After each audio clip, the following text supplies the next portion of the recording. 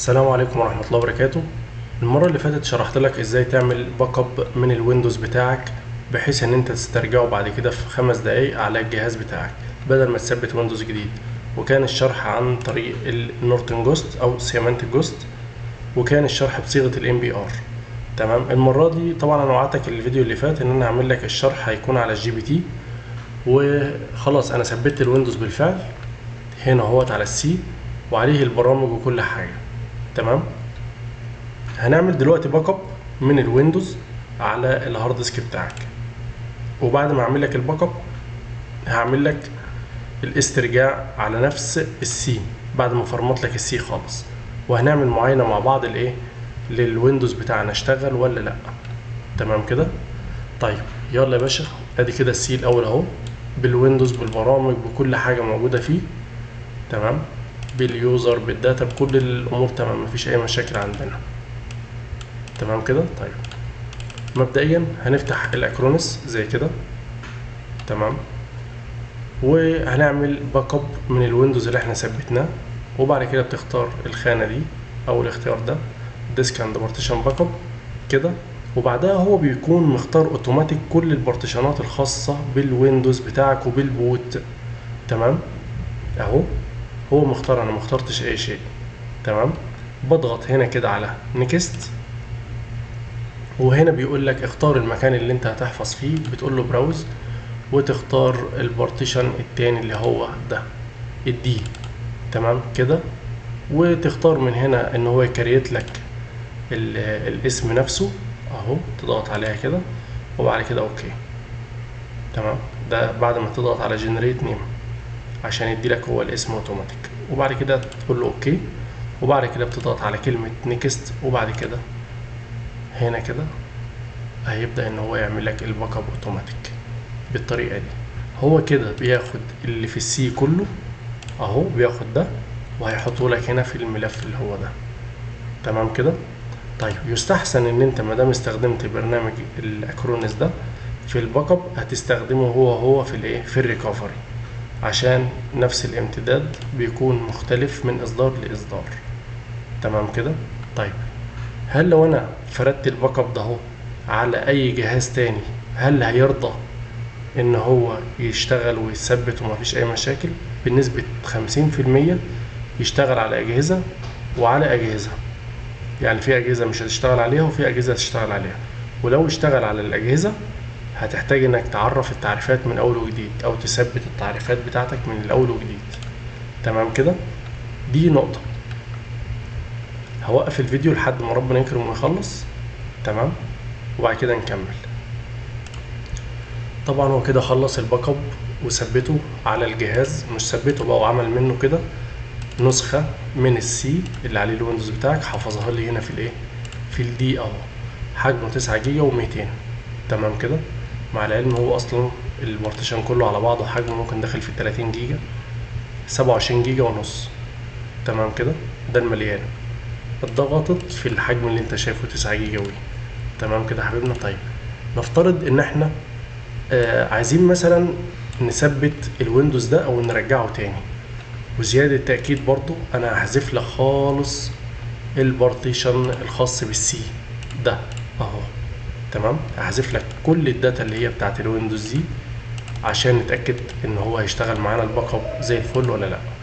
كده اهو، كده اهو، ده السي ده الدي اللي عليه الايه، الباك اب، وده السي صح كده. طيب في عندي هنا طريقتين، بس انا هديك الطريقه الاشمل اللي هتظبط معاك على اي جهاز يعتبر. تمام. خصوصا لو الجهاز بتاعك انت اللي انت واخد منه الباك اب او لو جهاز تاني. فهتعمل ايه سيادتك؟ بص يا حبيبنا، مبدئيا انا حذفت التكاريته بتاع الايه، البارتيشنات كلها. ليه؟ لان انت ممكن الجهاز اللي انت هتفرد عليه بعد كده هيكون متقسم بطريقه تختلف عن الطريقه بتاعتك اللي انت سحبت بيها. فاختصار الموضوع هتخليها انلوكيتد كده. تمام. المساحه كلها اهي، وبعد كده هنقول له ابلاي. طبعا الهارد جي بي تي. تمام كده. طيب تعالى بقى ايه، نعمل الباك اب نرجعه تاني. هنرجعه ازاي؟ اقول لك ازاي. هنفتح الاكرونس من اول وجديد زي كده. تمام. وبعدها هتضغط على ريكفر دي، او تختار ريكفر من هنا ريكفري. تمام، هيجيب لك الباك اب اللي انت عملته على الجهاز. تمام، وفول باك اب، الامور واضحه اهي. هتضغط كليك يمين ريكفر، وبعدها على اول خيار زي ما هو موجود ونيكست، ثم تختار الوقت والتاريخ اللي انت خدت فيه الباك اب بتاعك، نيكست، وتحدد على كل دول ايه هم دول. دول عبارة عن البوت بتاعك مع بارتيشن السي. ازاي يعني؟ كل الداتا اللي انت اخدتها وحطيتها هنا في الباك اب ده هو عبارة عن البارتيشنات دي. تمام كده.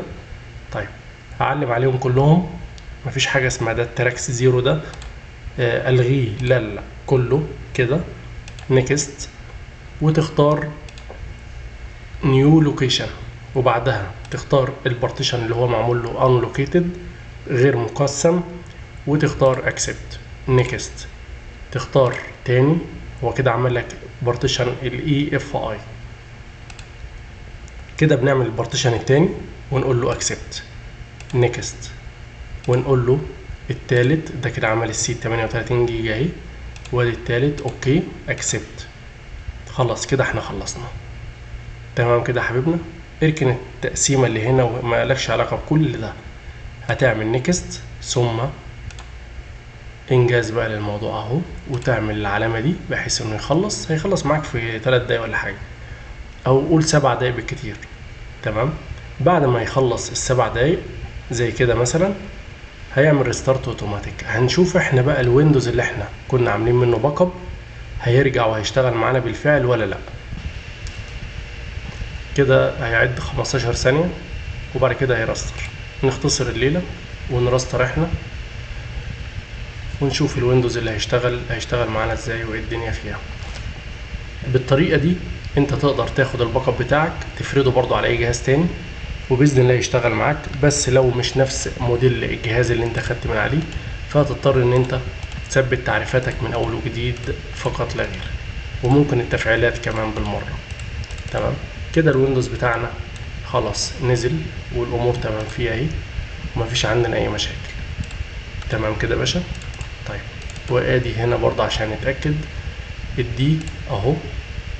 تمام، وادي الباك اب اللي موجود عندي هنا اهو. كده انا شرحت لك طريقه عمل الباك اب بالنورتون جوست في الفيديو اللي فات، والمره دي عملته لك بالاكرونس.